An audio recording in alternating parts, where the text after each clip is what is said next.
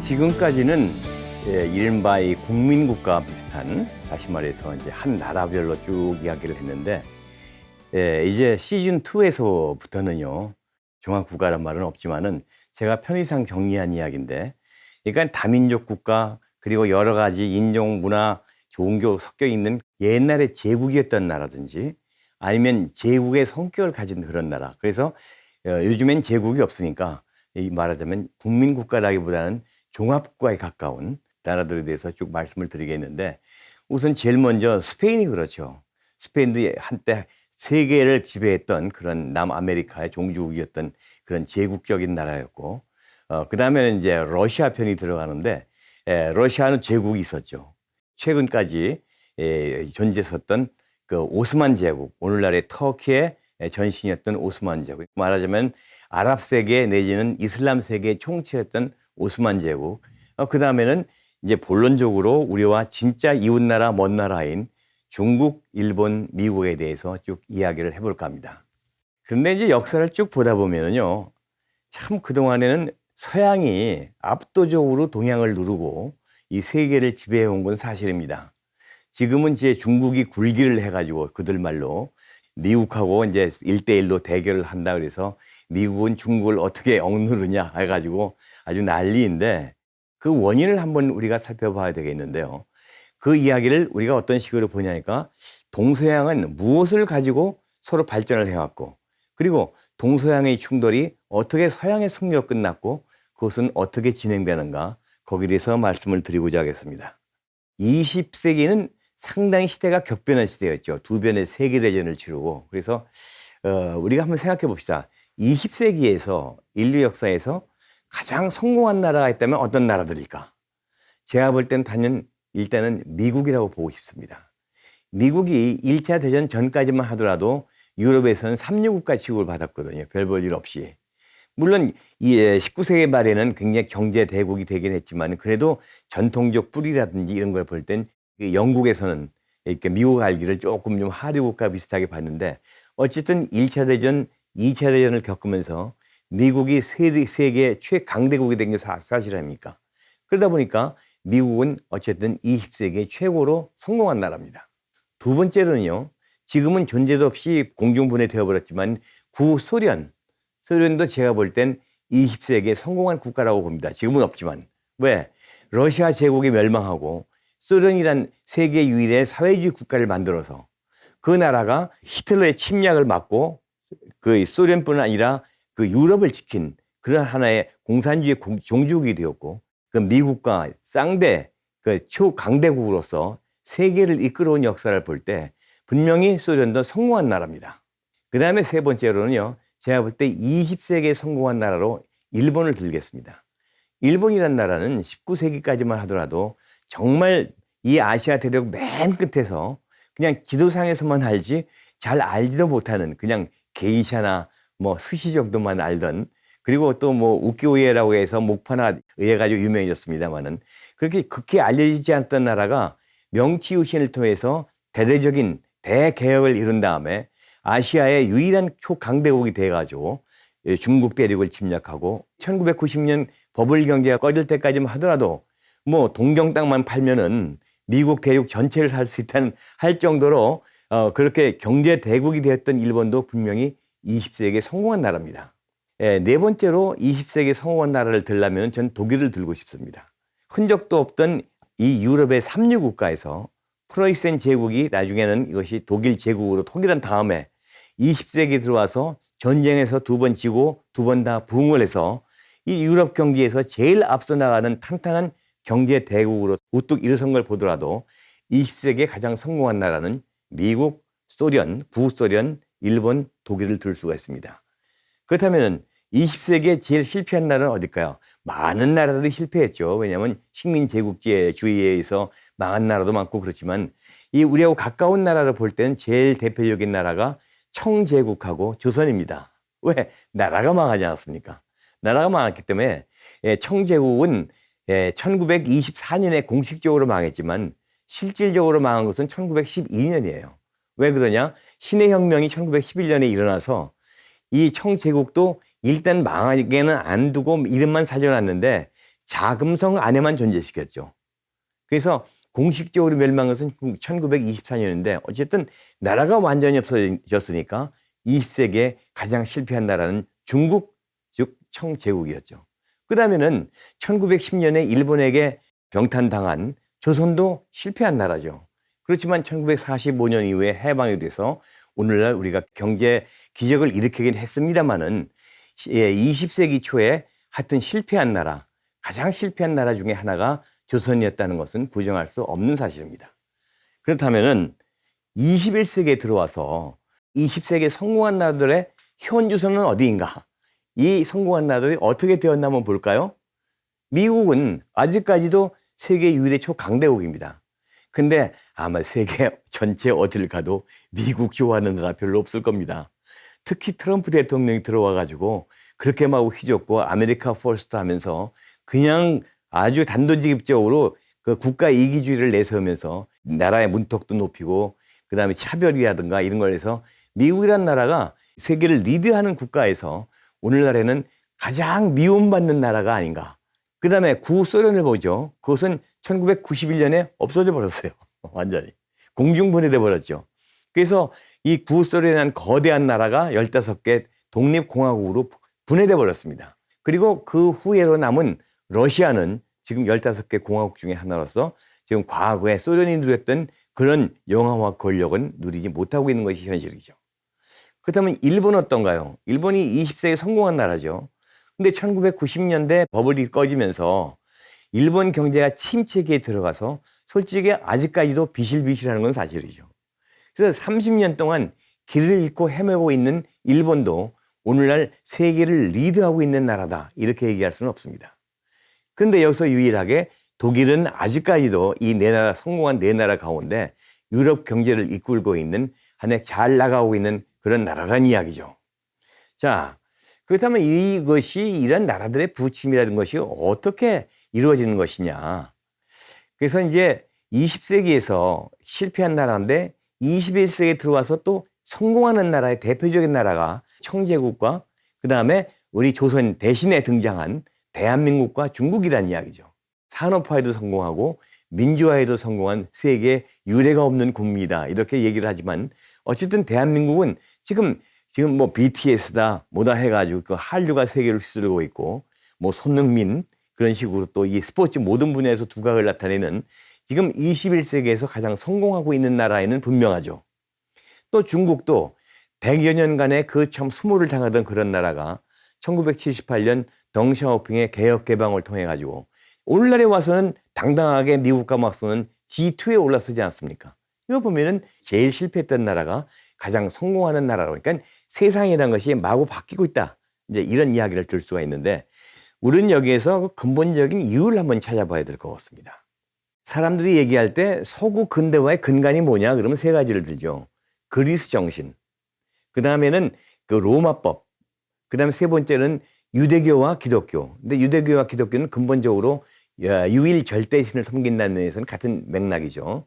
근데 그리스 정신은 뭐냐 하니까 소위 휴머니즘이죠. 인간 중심이라는 얘기입니다. 근데 인간 중심이라는 건 다시 얘기해서 개인을 얘기할 수도 있는 거죠. 개인 중심. 그 다음에는 로마법이라는 것은 보편주의 그리고 평등주의 이런 것들이 서구 근대화의 근간이라고 하는데 이 동서양의 그 차이점을 가장 정확하게 얘기한 사람이 있습니다. 제가 볼 때는 참 존경에 맞이하는 사람 중에 하나인데 그 영국의 철학자이자 그리고 또 여러 가지 그 이 수학자이기도 하고 대단한 그 학자인 사람이 버트란드 러셀 경이라고 들어보셨을 겁니다. 이분이 1920년대에 북경대학에 가서 강의를 하고 중국 여행을 한 사람이에요. 제가 제일 놀란 게 뭐냐면 이 사람이 그 당시에 100년 전에 그러니까 2차 대전이 일어나기 20년 전에 버트란드 러셀이 일본은 그 잔악성으로 보아서 미국을 상대로 전쟁을 일으킬 것이라고 20년 앞서서 예언을 한 사람이에요. 근데 이 사람이 동양과 서양의 차이를 아주 극명하게 얘기를 했는데 버트란드 러셀이 정의한 서양의 특징이 뭐냐? 플라톤, 유대경전, 그리고 갈릴레오로 듭니다. 이게 또 무슨 뜬금없는 소리냐? 플라톤은 뭐고 유대경전은 뭐냐? 갈릴레오 뭐냐? 플라톤은요. 이게 단지 플라톤만 얘기하는 것이 아니라 그리스 정신을 얘기하는 거죠. 그리스 철학. 그 얘기는 그리스 철학이라는 것은 휴머니즘 철학 아닙니까? 휴머니즘의 핵심은 에고 아니에요. 나. 그러니까 플라톤이 얘기하는 것은 나라는 얘기죠. 나 중심. 그 다음에 유대 경전은 뭐냐? 유대 경전에서 얘기하는 것은 절대 유일신. 다시 얘기해서 유대 경전이 얘기하는 것은 절대적이고 유일하다. 이것은 신이죠. 그 다음에 갈릴레오는 뭐냐? 이 사람이 갈릴레오는 그 과학이니까 공업 기술을 이용한 하여튼 물질적인 파워, 힘을 얘기하는 거죠. 그래서 플라톤이 얘기하는 나, 유대 경전이 얘기하는 절대 유일, 그 다음에 갈릴레오가 얘기하는 힘, 요걸 우리 한 문장으로 만들어 보면요.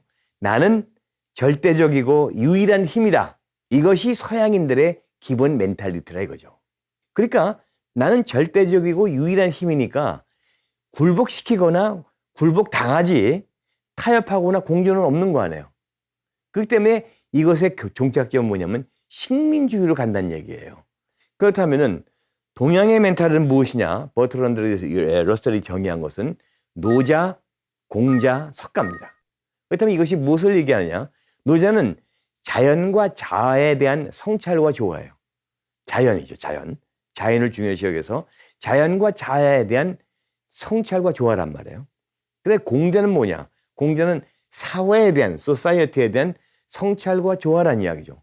그러니까 다시 얘기해서 유교 정신인데, 유교 정신은 전부 사회에 대한 거 아니에요.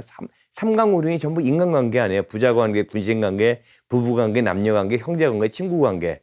네? 이런 식으로 인간관계 아니에요. 사회에 대한 성찰이죠. 근데 석가는 무엇이냐? 이것은 석가는 내세에 대한 성찰과 겸허와 무욕, 이것을 얘기하는 거죠. 그렇다면은 동양 철학의 노자, 공자, 석가를 종합하면은 동양의 기본적인 멘탈은 무엇이냐? 자연, 사회, 내세에 대한 성찰과 겸허와 포용과 양보와 그다음에 무욕이라는 이야기죠. 그래서 보세요. 역사를 보면은 동양에서 일본 외에는 식민지를 만든 나라가 없어요. 중국도 전부 조공국가로 이웃나라를 그것은 팽창주의에서 먹은 적은 있지만은 저 떨어진 남아메리카에서 식민지 만들고 저 인도에 가서 식민지 만들고 그거 안 해요. 일본만이 아시아에서 유일하게 식민지를 만든 나라인데 그것은 뭐냐? 서양을 그대로 카피했기 때문에 나는 절대적이고 유일한 힘이다. 그 멘탈까지도 카피를 했다는 얘기죠. 다시 해서 흉내를 냈다는 얘기죠. 이런 점이 바로 동서양이 아주 근본적으로 달라지게 된 그런 계기가 됐다는 얘기입니다.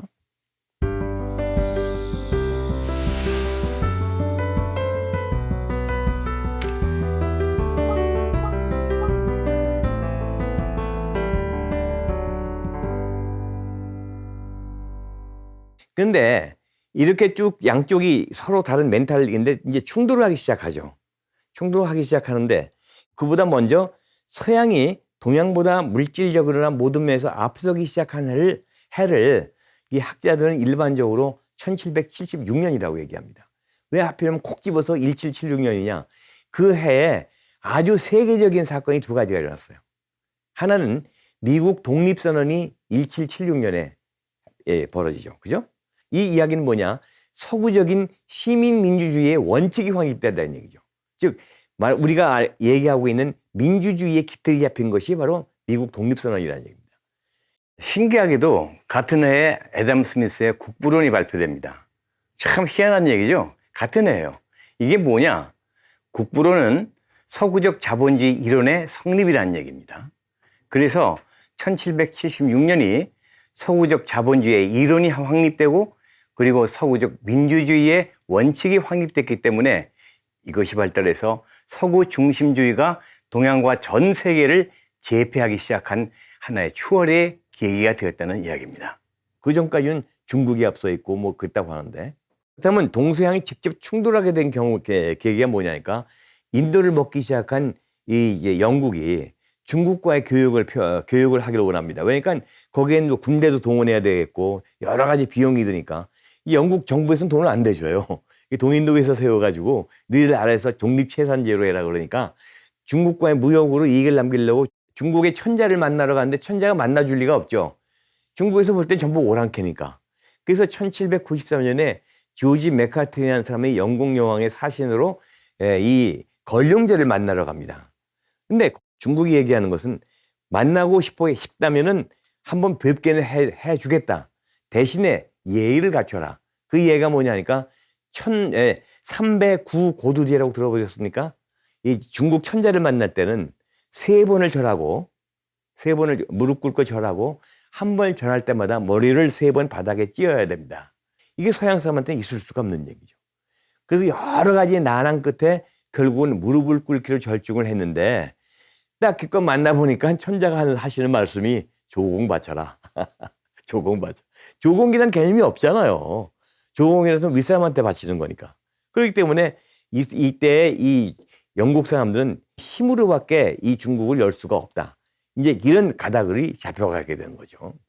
그러니까 그 다음에는 이제 쭉 영국이 중국을 침략하기 위해서 제일 먼저 벌인 것이 세계에서 가장 더러운 전쟁이라고 하는 아편 전쟁 아닙니까? 이 마약 아편을 팔기 위해서 중국에 벌인 전쟁인데 1840년에 벌어진 그 전쟁이 아편 전쟁이에요. 중국이 졌죠. 중국이 졌는데 그 당시에 중국이 생각하기에는 그 숱한 오랑캐 들어와서 분탕질 친 거다 해가지고 남경조약에서 맺은 그 이행사항을 거의 안 지켰어요. 무시해버리고.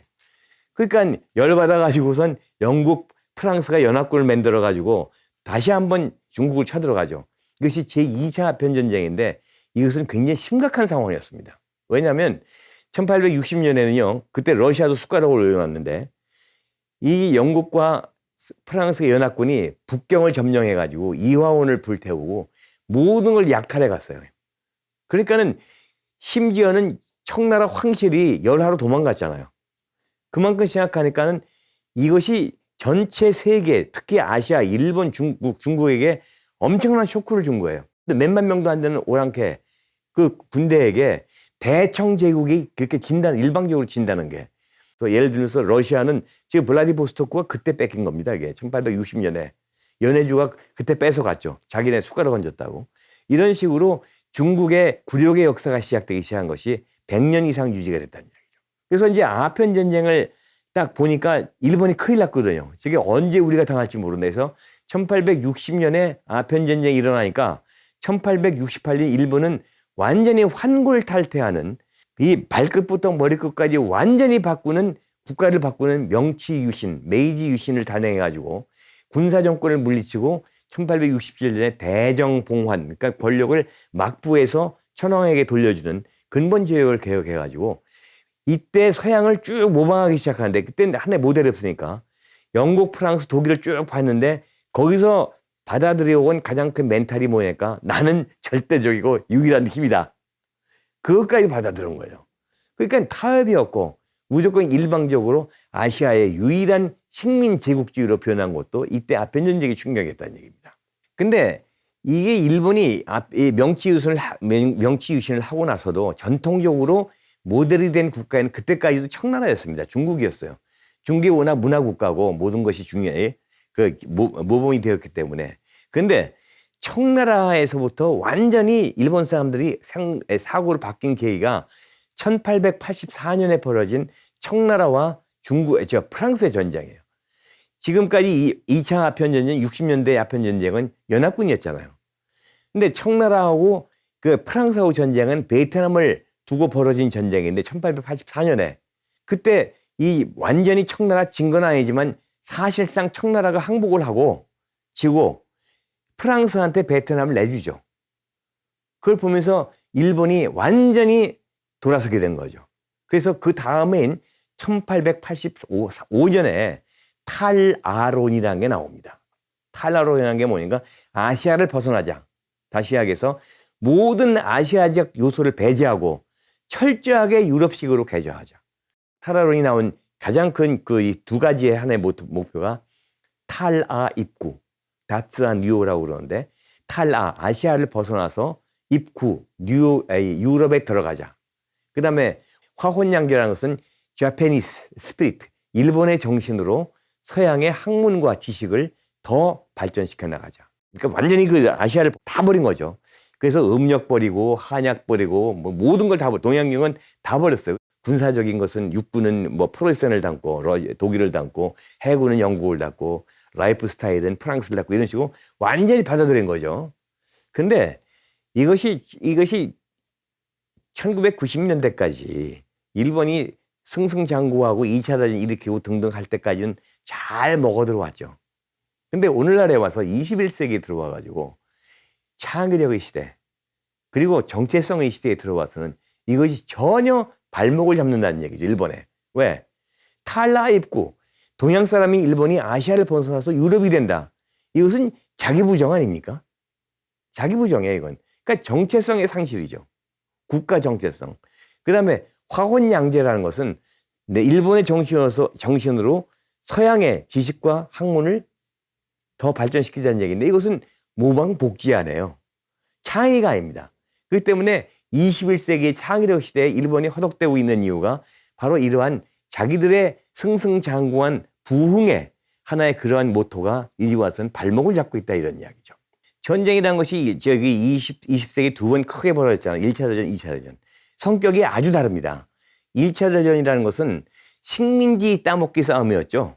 그래서 이미 세계를 거의 장악한 기존 식민 제국주의자들, 그러니까 영국, 프랑스, 나중에 미국도 들어왔지만 영국, 프랑스. 그런데 나중에 후발 제국주의자들인 독일, 오스트리아, 그리고 또 이탈리아. 이 사람들이 딱 보니까 식민지가 굉장히 중요한데 다 영국, 프랑스가 먹어버렸으니까 결국은 삼국 동맹, 그 삼국 그 협상 이 두 세력이 붙어가지고 제국주의자들끼리 싸워가지고 결국은 삼국 동맹 세력이 떨어져 나간 그러니까 후발 제국주의가 떨어져 나갔죠. 그것이 1차 대전이라면은 2차 대전은 성격이 전혀 다릅니다. 1차 대전 중간에 1917년에 볼셰비키 혁명이 러시아에서 일어났죠. 볼셰비키 혁명으로 사회주의, 공산주의가 퍼지니까 이제 세계는 세 가지 진영으로 나뉩니다. 제일 먼저 자본주의 진영이 있고 그 다음에 러시아를 중심으로 소련을 중심으로 한 공산주의 진영이 생기고 그 다음에 서로 이 두 세력에 저항한 군국주의 세력이 생긴다는 얘기죠. 전체주의.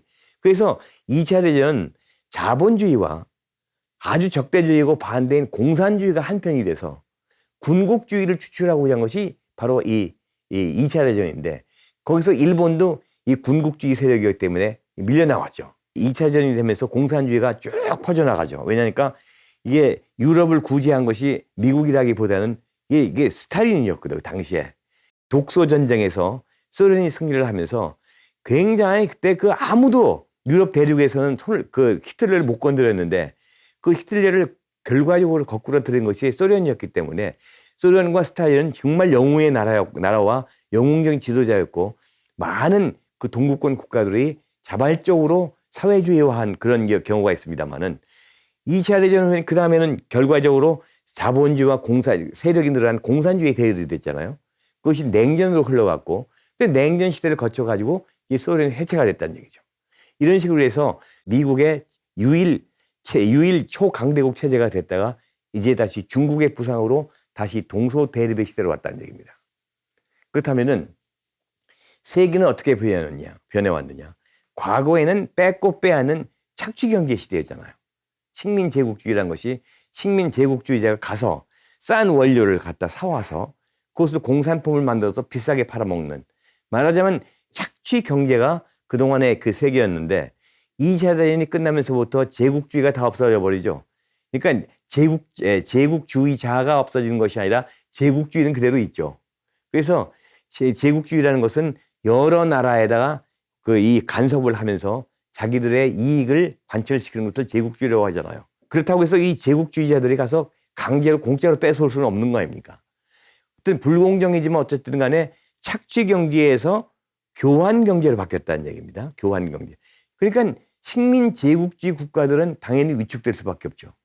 그래서 2차 대전 전까지만 해도 세계를 좌지우지했던 영국, 프랑스가 팍 주저앉아버리고 그 다음에 새로 떠오른 소련, 미국들이 이렇게 부상을 한 거예요.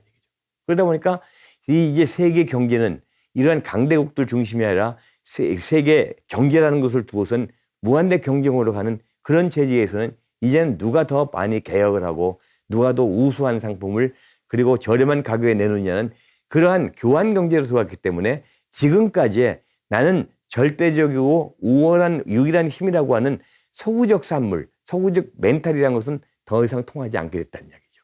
이것이 중요한 겁니다. 그러다 보니까 지금 아편 전쟁에서 지금까지 거의 한 180년까지 가까이를 서양이 절대적인 우위를 차지해 왔는데 그 과정이 다 지나간 다음에 뭐 동구권도 몰락하고 또 심지어는 소련까지도 해체돼 버리고 이데올로기 자체가 다 분해돼 버리니까 이제는 언제냐? 아편전쟁이 일어나기 직전인 바로 원점에 들어섰다는 얘기입니다. 원점으로 되돌아왔다는 얘기죠. 시대 상황이. 오늘날 원 위치에 원점에 돌아선 중국과 미국 그리고 아시아와 유럽 이런 것을 봤을 때 이제부터 새로운 하나의 역사가 쓰여지게 될 것이 아니냐 하는 것이 이제 세계사의 하나의 결말입니다. 프란시스 후쿠야마 그런 사람이 역사는 끝났다고 이렇게 얘기를 했는데 그 이야기는 자본주의 다 그거에서 겪어서 공산주의가 이제 망하니까 이제 자본주의로 세계가 통일됐다고 하지만 자본주의도 진화를 하고 사회주의도 진화하는 거 아닙니까? 그렇기 때문에 역사는 끝난 것이 아니라 앞으로도 계속해서 발전해 나간다는 이야기입니다. 오늘 얘기 여기서 끝내겠습니다. 감사합니다.